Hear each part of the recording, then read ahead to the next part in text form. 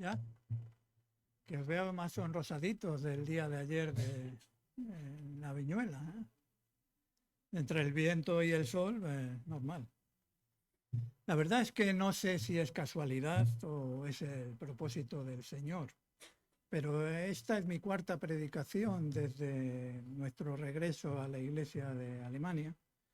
Y en dos de esas cuatro veces me ha precedido en el turno de la predicación Pablo. Entonces, las dos veces, en ambas ocasiones, hemos tocado prácticamente el mismo tema.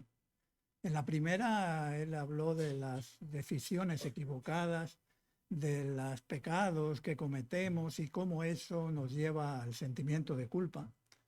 Y yo luego hablé de la culpa. Y en esta ocasión, pues él habló del sufrimiento, de las tribulaciones, de cómo eso nos afecta, de cómo el dolor y las pérdidas pueden hacer incluso que dudemos de nuestra fe o de que la fe se pierda. Y quizás será que el Señor quiere que profundicemos en el tema. Pablo nos habló de que todo tiene su origen en el Edén, en esa desobediencia que tuvieron Adán y Eva, en la caída, en esa separación de Dios, en pensar que somos como dioses, que podemos gobernar y dirigir nuestra vida por nuestra cuenta, separados de Dios.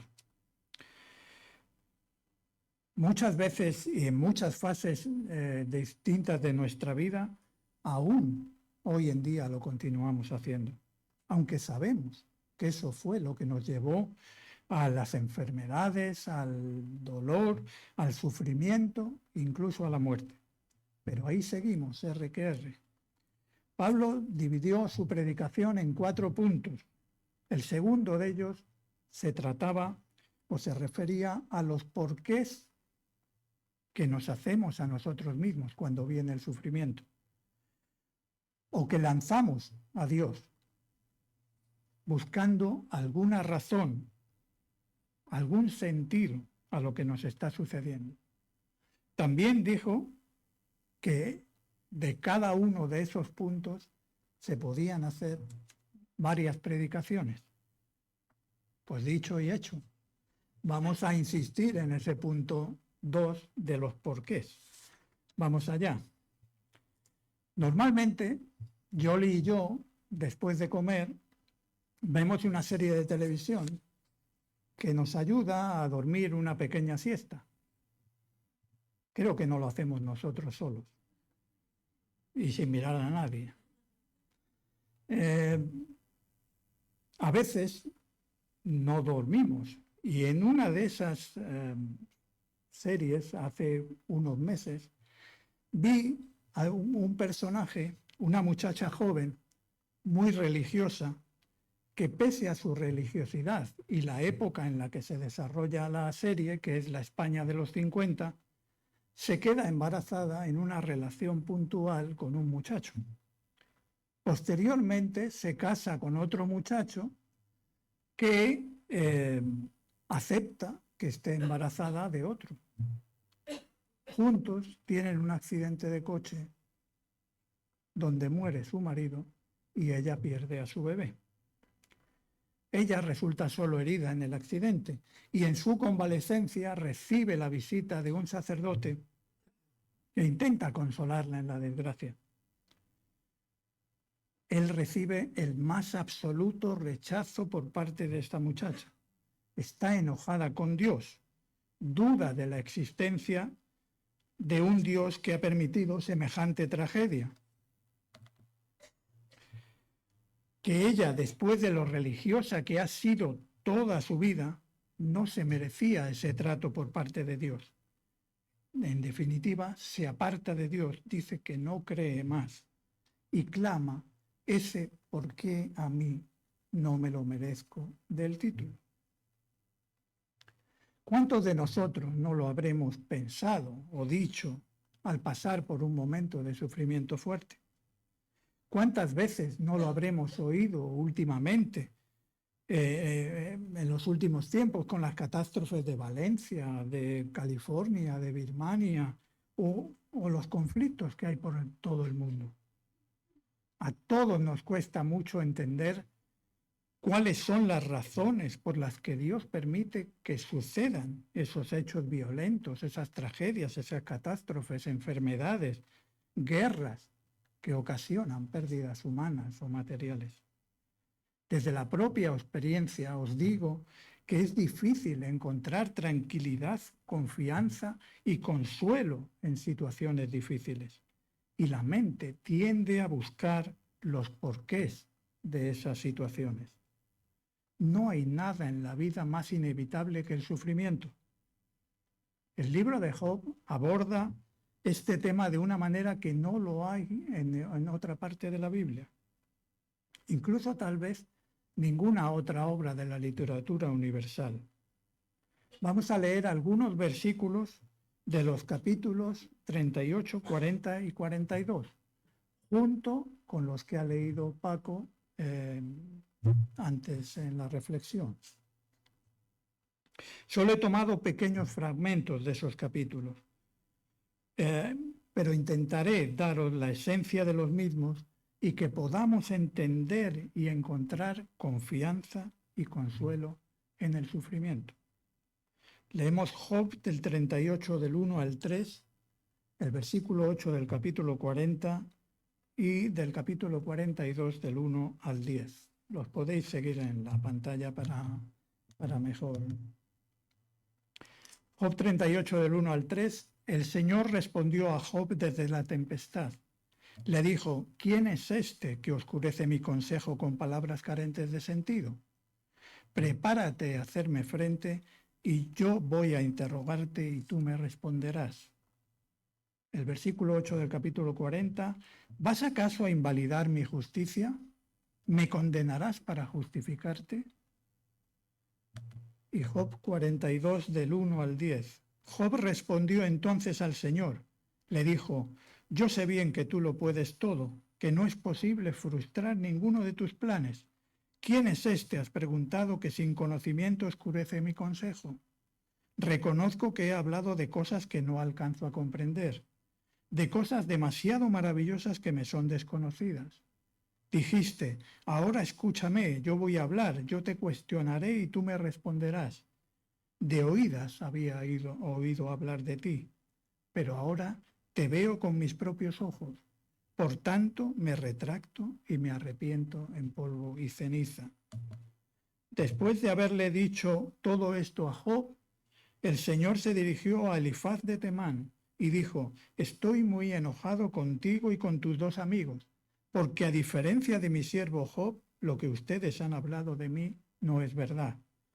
Tomen ahora 7 novillos y 7 carneros, vayan con mi siervo Job y ofrezcan un holocausto por ustedes mismos. Mi siervo Job orará por ustedes, y yo atenderé su oración y no los haré quedar en vergüenza. Conste que a diferencia de mi siervo Job, lo que ustedes han dicho de mí no es verdad. Elifaz de Temán, Bildad de Suá y Zofar de Namat fueron y cumplieron con lo que el Señor les había ordenado, y el Señor atendió a la oración de Job. Después de haber orado Job por sus amigos, el Señor lo hizo prosperar de nuevo y le dio 2 veces más de lo que antes tenía. Esa es la palabra de Dios. Job era un creyente devoto, un pilar de su comunidad, un buen padre, un buen hombre, pero de repente, inexplicablemente, perdió todo lo que tenía: su salud, su riqueza, su familia, absolutamente todo. Se sumió en agonía y capítulo tras capítulo vemos a un Job confundido y enojado, clamando a Dios en oración, discutiendo con sus amigos. Y Job dice 2 cosas a través de ese sufrimiento. Dice: no quiero sufrir sin una explicación y no quiero sufrir sin una reivindicación. Job pide una explicación. Dice: está bien, estoy sufriendo, pero ¿cuál es la razón? ¿Qué buenas razones podría tener Dios para permitir que esto sucediera? ¿Por qué a mí? No quiero sufrir sin una explicación. En segundo lugar, Job pide una reivindicación.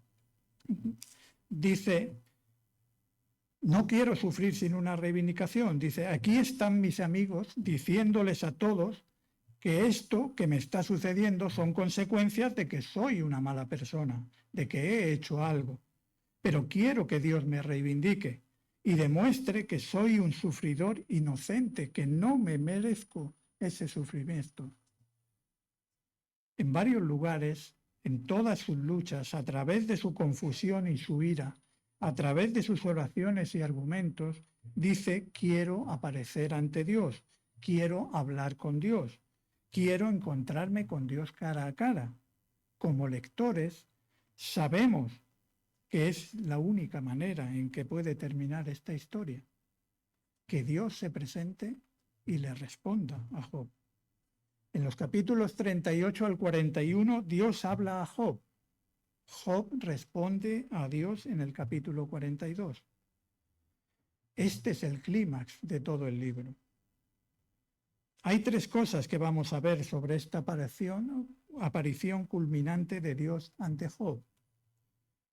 Vamos a ver el argumento de Dios, lo que Dios dice, los silencios de Dios, lo que Dios nunca dice, y la maravillosa y terrible tormenta de Dios.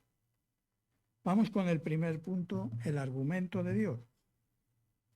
Hay una posición muy actual y muy típica, no solo en la antigüedad, sino también hoy, que es ver el mal, el sufrimiento, ver algo horrible, una catástrofe, una tragedia que haya sucedido y decir, si hubiera un Dios todopoderoso y amoroso, nunca habría permitido que eso sucediera. Lo que decía la muchacha de la serie. Los que rechazan a Dios dicen, dado que la Biblia dice que Dios es todopoderoso y totalmente bueno, al ver la maldad que hay en el mundo, es seguro que el Dios de la Biblia no existe. Este es el único lugar en la Biblia donde Dios da la respuesta, nos da su argumento. Esta respuesta es elocuente. Al comienzo del primer discurso a Job, en el capítulo 38, Dios comienza a hablar del mundo natural, de las maravillas, inmensidades y complejidades del mundo natural. En los versículos del 4 al 11 y 32 a 35 que ha leído Paco antes, Dios nos dice, yo he hecho todo esto. He recogido las estrellas, he puesto límites al mar. ¿Eres tan inteligente sobre el rumbo que debe tomar el mundo? Pero lo más importante es lo que dice en el versículo 2 del capítulo 38. ¿Quién es este que oscurece mi consejo con palabras carentes de sentido?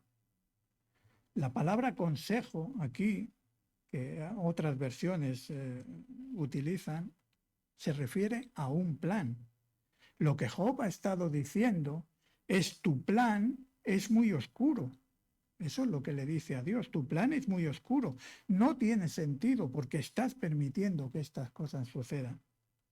Pero Dios dice, echemos un vistazo a tu conocimiento por un segundo.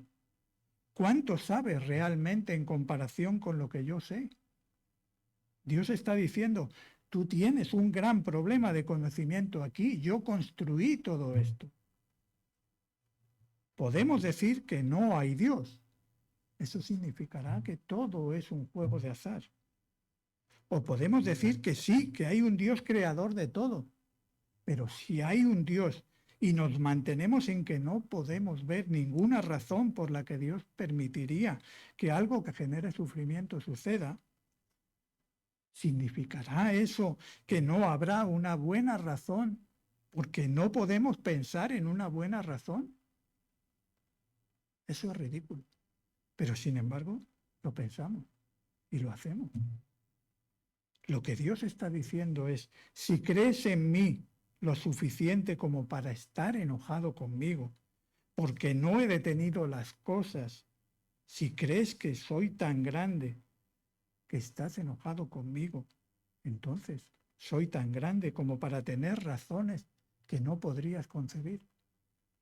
No puedes cuestionar mi consejo, mi plan, a menos que estés al mismo nivel de conocimiento, y no lo estás.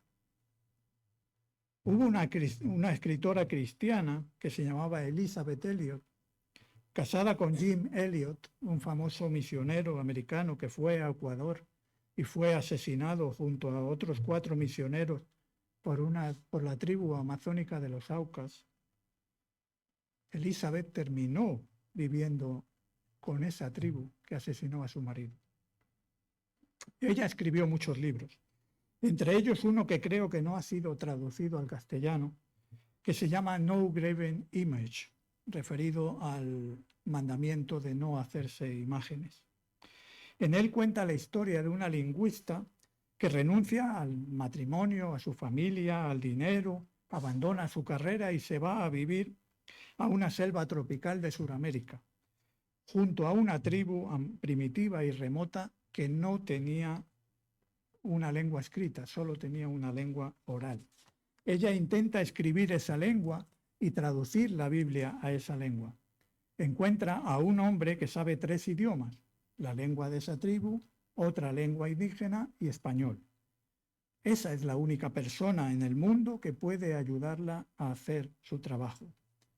Pasan algunos años y cerca del final del libro, ella mata accidentalmente a este hombre al inyectarle penicilina. La tribu se vuelve contra ella.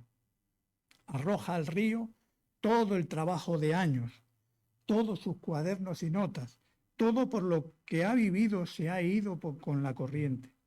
Su vida se convierte en una gran decepción. Así es como termina la novela. Cuando publicó el libro, recibió infinidad de mensajes de odio de todas partes, incluso de cristianos. Todos decían, de ninguna manera Dios permitiría que un siervo dedicado experimente algo así, que pase por una decepción así. Parece que esos cristianos, no digo los demás, no hubiesen leído el libro de Job, ya que ese es el punto central del libro de Job, que los siervos dedicados pueden pasar por cosas como esas. Al final del libro hay unas líneas que me he permitido traducir y la protagonista del libro, que se enfrenta a la pérdida de absolutamente todo lo que había deseado en su vida, escribe: ahora, al aclarar la luz del día, veo que Dios, si fuera simplemente mi cómplice, me habría traicionado. Si por el contrario fuera Dios, me habría liberado. Porque Dios es Dios, y si es Dios, es digno de mi adoración y de mi servicio.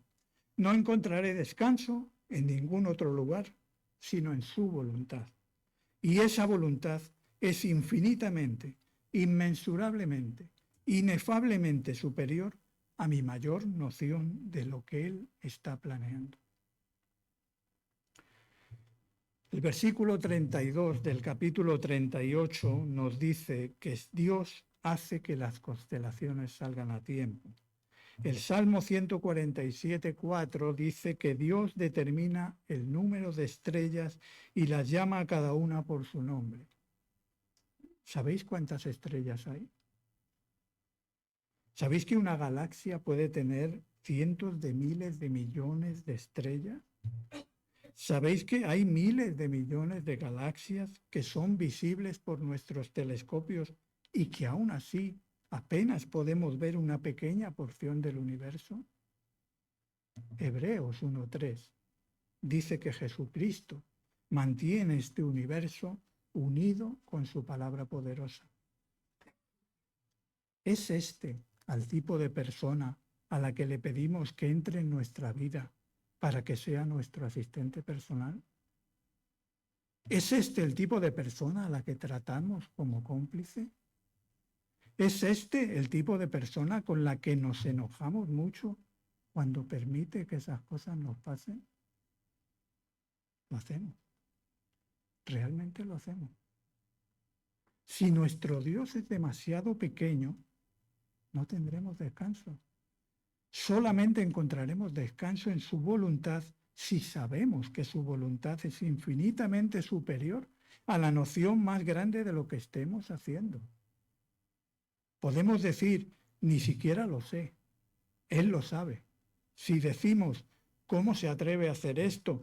¿Qué está pasando aquí? ¿Cómo pudo haber sucedido esto o aquello? Es que nuestro Dios es demasiado pequeño. Entonces estaremos nerviosos, molestos y no tendremos paz. Solo tendremos paz cuando tengamos un Dios del tamaño de Dios. Ese es el argumento de Dios. Vamos al segundo punto, los silencios de Dios. Es tan importante observar lo que Dios dice cuando se presenta a hablar con Job como lo que no dice. No dice nada sobre lo que Job quería que dijera cuando se presentara. Job siempre ha dicho, quiero una explicación, quiero saber cuáles son las razones, quiero saber el porqué. Lo que es importante ver es que cuando Dios se presenta, no dice una palabra de eso. Como lectores del libro de Job, sabemos cuáles son las razones. Hemos leído los capítulos 1 y 2.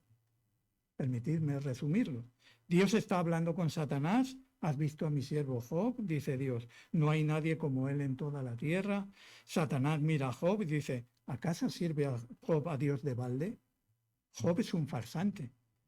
Parece que Job te está sirviendo a ti y que está sirviendo a los pobres o a las demás personas, pero en realidad se está sirviendo a sí mismo. Él está haciendo cosas buenas para ti y para los demás, pero solo en su propio beneficio. Así que si me dejas ocasionarle sufrimiento en su vida, lo convertiré en un fraude. ¿Qué hace Dios? Dios solo permite el sufrimiento justo para refutar por completo todo lo que Satanás está diciendo. Dios le da a Satanás suficiente cuerda para ahorcarse. Solo permite sufrimiento en la vida de Job como para lograr realmente lo opuesto de lo que Satanás quería, para que hoy, como todos sabemos, Job tenga literalmente un nombre que nunca morirá. Job es una de las figuras más famosas en la historia de la raza humana.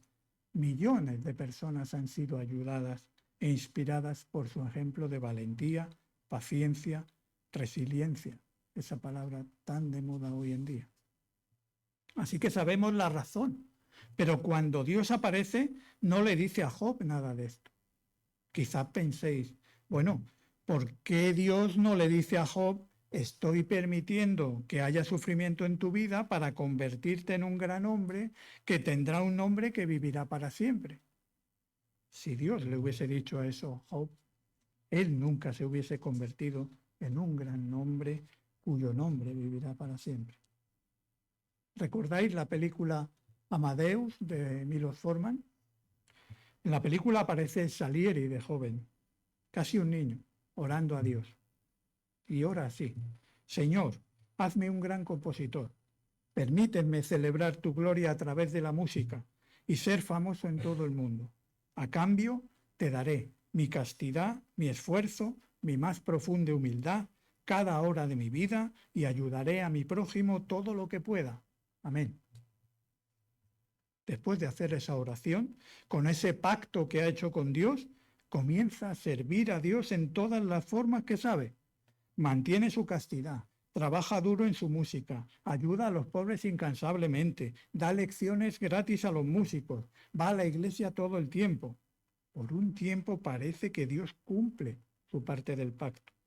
Su carrera comienza a avanzar, se convierte en compositor de la corte. Todo va bien hasta que llega, ¿quién? Mozart. Cuando Mozart llega a Viena, todo comienza a cambiar para Salieri, porque el genio increíble de Mozart muestra el talento mediocre de Salieri, y el éxito de Mozart comienza a eclipsar a Salieri. Salieri no puede entenderlo. No puede entender cómo alguien vulgar, inmoral y nada religioso es bendecido por Dios. Salieri comienza a arder de ira por la injusticia de la forma en que Dios permite que transcurra su vida. Hay un momento en la película en que Salieri coge su crucifijo de la pared y lo arroja al fuego y dice: de ahora en adelante seremos enemigos tú y yo. Salieri se amarga tanto que, según su propia confesión en la película, asesina a Mozart envenenándole, aunque no estén claras las causas reales de la muerte de Mozart a los 35 años de edad. ¿Qué significa esto? Salieri, hablando con un sacerdote cuando ya es muy anciano, le dice: yo era un siervo de Dios, servía a mis semejantes, servía a los pobres, servía a Dios, y Dios me hizo este asesino miserable por su absoluta injusticia. Salieri es exactamente lo que Satanás dijo que era Job. Salieri se estaba sirviendo a sí mismo. Dios y los pobres eran bienes útiles para obtener la gloria que ansiaba. Tan pronto como Dios dejó de dirigir la historia de la manera en que Salieri pensaba que debía hacerlo, se volvió mucho más capaz de hacer el mal que el vulgar Mozart. Mucho más. ¿Qué debemos aprender de esto?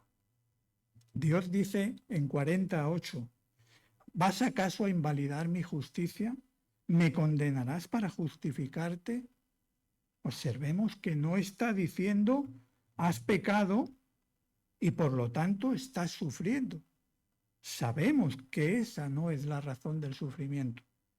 Lo que está diciendo es, en tu sufrimiento estás tratando de justificarte. Estás diciendo, esto no es justo, no me lo merezco, esto no está bien, Dios me debe algo. Aunque Job está luchando y grita, esto no está bien y esto no es justo, Job nunca arroja un crucifijo al fuego. Claro, no lo tenía. Pero sabéis a qué me refiero. Job nunca se da la vuelta e intenta matar a uno de sus amigos, aunque quizás se lo estaban buscando. Él se aferra. Nunca dice, somos enemigos tú y yo. Se aferra a su fe. ¿Por qué? Porque Job no es un Salieri. ¿Qué nos hace un Salieri? ¿Qué nos hace una persona que piensa que Dios le debe algo?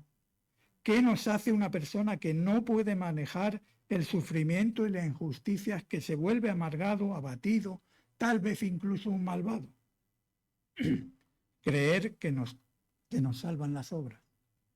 Creer y pensar, bueno, si vivo una buena vida, entonces Dios me debe algo. Ser una persona que no entiende el Evangelio, una persona que no entiende la gracia.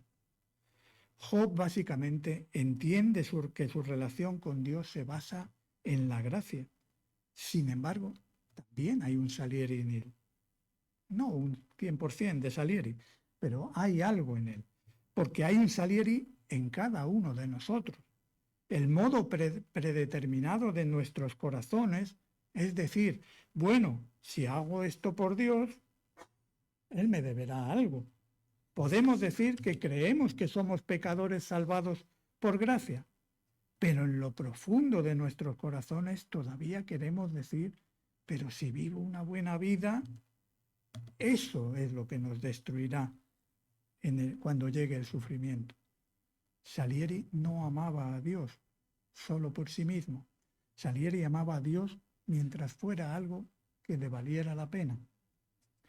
Si Dios se hubiese presentado ante Job y le hubiese dicho, Job, vas a sufrir terriblemente, pero dentro de 2500 años en la iglesia Isea y en otras iglesias van a estar hablando de ti, de tu vida, y tendrás un nombre que vivirá para siempre. Entonces Job hubiese dicho, está bien, bueno, entonces soportaré este sufrimiento. ¿Y qué tendríamos? Un Salieri más grande que el que teníamos antes. Una persona que se preocuparía por sí misma. Queremos que nos amen por lo que somos. Todos y cada uno de nosotros lo queremos. Y es correcto. Y está mal no amar a otros por lo que son. Pero también está mal no amar a Dios por lo que es. La única manera en que aprenderemos a amar a Dios por quien es en sí mismo y no por los beneficios que recibamos es cuando llegue el sufrimiento. Lo aceptemos y confiemos en la gracia de Dios, en lugar de decir, me debes, me debes. Confiemos en el tamaño de Dios y digamos, tú sabes y yo no. Eso nos convertirá en personas con un gran corazón. Eso nos convertirá en personas que podrán ayudar a otros. Eso nos convertirá en personas maravillosas. Vamos con el último punto. La maravillosa y terrible tormenta de Dios. Dijimos al principio que Job no solo quería una explicación, quería una reivindicación también. Quería que el mundo supiera que no merecía eso, que era un inocente que sufría. Dios se presenta en una tempestad, una tormenta aterradora, algo más parecido a un huracán. Job 9:17 nos dice, me despedazaría con una tormenta. Dios se presenta en su infinitud, majestad, justicia y santidad. En 38:1 la palabra nos dice, el Señor respondió a Job desde la tempestad. Ese respondió es una palabra hebrea importante. Cuando Dios habla con Satanás, ese habló es una palabra hebrea que significa comunicación unidireccional, de un superior a un inferior. Pero cuando Dios habla con Job, usa una palabra que significa contestar, que significa dialogar, un diálogo entre amigos. Por un lado, Dios está diciendo, soy infinito, soy majestuoso, soy poderoso. Le ha contado todas las maravillas que ha hecho. Por supuesto que debería ser aplastado por mi poder, mi santidad y mi justicia. Pero de esa tormenta surge una voz de amor. Dios está aconsejando a Job. Sí, es un consejo fuerte. Ya sabes, dónde estabas, te informan los rayos. Por supuesto que es un consejo fuerte, pero es amor puro. Él se muestra en toda su infinita santidad y poder y Job no es destruido. Job en realidad tenía miedo de que esto sucediera. ¿Por qué no sucede? Miremos otra vez el versículo 8 del capítulo 40. ¿Vas acaso a invalidar mi justicia? ¿Me condenarás para justificarte? En ese mismo momento, la respuesta, por supuesto, es no. Job necesita estar tranquilo. Job necesita descansar en la voluntad de Dios. Pero a largo plazo, la Biblia dice, el Evangelio dice, Jesucristo dice, que la respuesta a esta pregunta, ¿acaso tengo que ser condenado para que tú seas justificado? Es sí. Porque Jesucristo fue a la cruz y fue condenado. Es por lo que podemos ser justificados. Jesucristo cuando fue a la cruz y murió por nuestros pecados, en ese momento la infinita y tormentosa justicia de Dios fue satisfecha. Pero también el increíble amor de Dios se mostró al mismo tiempo. Ahora tenemos un Dios terrible, pero maravilloso. Un Dios que es tan santo y sin embargo tan amoroso. Tan santo que Jesús tuvo que morir y tan amoroso que Jesús estuvo dispuesto y feliz de morir. La cruz hace que Dios sea santo y amoroso hacia nosotros, infinitamente santo e infinitamente amoroso al mismo tiempo. Porque Jesucristo inclinó su cabeza ante la suprema tormenta de la justicia divina y dejó que lo aplastara. Él fue condenado en nuestro lugar. Ahora de la tormenta de la santidad de Dios, todo lo que viene para nosotros, como a Job, es una voz de amor. Esa es la reivindicación. ¿A quién le importa lo que piense el mundo? Dios me ama, Dios me conoce. Eso es todo lo que Job necesitaba. En el capítulo 42, en el versículo 5, Job contesta y dice, de oídas había oído hablar de ti, pero ahora te veo con mis propios ojos. Está diciendo, tenía una idea abstracta de la grandeza de Dios, pero ahora Estoy teniendo la experiencia del poder, de la maravilla y del tamaño de Dios. Así que no necesito una explicación. Y a continuación dice, por tanto me retracto y me arrepiento en polvo y ceniza. Ahora veo realmente el poder infinito de Dios y de alguna manera, a pesar de ese poder infinito y esa santidad infinita, todavía me ama, por lo que no necesito ninguna reivindicación. Me retracto de lo que dije, retiro mi demanda de explicación y retiro mi demanda de reivindicación. Job dice, como veo el tamaño de Dios, no necesito una explicación. Y como veo la gracia de Dios, no necesito una reivindicación. Es suficiente que Él me ame y yo sé que Él sabe lo que está haciendo y yo no tengo por qué saberlo. Job está sanado y contento y eso nos sanará a nosotros también. Veréis, lo que tenemos que hacer la próxima vez que el sufrimiento venga, y seguro que vendrá, la próxima vez que digamos, estoy sufriendo y no lo merezco, como ese Salieri que todos llevamos dentro, tenemos que decir, fui salvado por un hombre que sufrió y no lo merecía. Él lo hizo por mí. Ese sufrimiento inocente me redimió. Y ahora lo que voy a hacer es sufrir inocentemente por Él. Voy a ser fiel, voy a confiar en Él y sé que eso va a obrar su redención cada vez más en mis huesos y en mi corazón y me hará algo más como Él. Después de todo, Jesucristo no sufrió para que nosotros no sufriéramos, sino para que cuando suframos seamos como Él. Aún nos queda algo más al final del libro de Job. Job perdona a los amigos que lo decepcionaron. Si hemos pasado por sufrimiento y la gente o nuestros amigos nos han decepcionado o han sido un problema para nosotros en lugar de una solución, cuando hemos pasado por esos momentos difíciles, ¿qué vamos a hacer? ¿Dejarlos? Eso solo nos hará más duros. El sufrimiento nos estaría haciendo peores personas, no mejores. Perdonémoslos, oremos por ellos, hagamos lo que hizo Job. Y Dios le devuelve a Job todo tipo de cosas buenas. ¿Por qué? Porque Dios nos devolverá esas cosas buenas, esas bendiciones, cuando sean seguras para nosotros, cuando estemos dispuestos a servir a Dios sin ellas. De lo contrario, se convertirían en pseudodioses, formas de salvación, cosas en las que pondríamos nuestras esperanzas en lugar de en Dios. Hay un himno de William Cowper que incluyó John Piper en su libro La sonrisa escondida de Dios, que se titula Dios se mueve de manera misteriosa.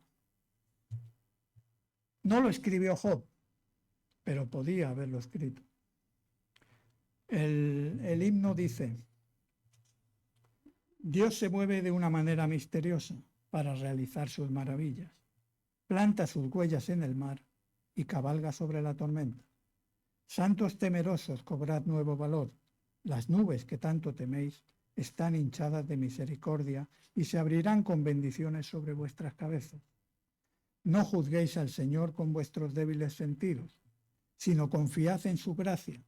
Detrás de una providencia de ceño fruncido, Él esconde un rostro sonriente. Sus propósitos madurarán con rapidez, abriéndose hora tras hora. El capullo tendrá amargo sabor, pero dulce será la flor. Como dice la canción Mil pedazos del grupo Un corazón, que aunque nuestra alma esté en mil pedazos, nunca dejemos de adorar, como Job lo hizo, al decir, el Señor ha dado, el Señor ha quitado, bendito sea el nombre del Señor. Pues que así sea. Oremos. Padre nuestro, te damos gracias por la paciencia de Job, porque lo convertiste en alguien de gran corazón. alguien que se retractó de su exigencia de explicación y reivindicación y pudo descansar en tu gracia, ser perdonado y recibir tus bendiciones. Te servimos solo a ti, Señor. Ahora que a continuación vamos a la a la mesa del Señor, te pido que nos ayudes a entender lo que Jesucristo, el Job supremo, el inocente sufriente perfecto, hizo por nosotros, cómo soportó la ira de tu justicia divina, para que puedas ser a la vez santo y amoroso, justo y justificador de los que creemos en Cristo. Necesitamos aferrarnos a eso en nuestro sufrimiento y caminar en los pasos de tu Hijo, en cuyo nombre oramos. Amén.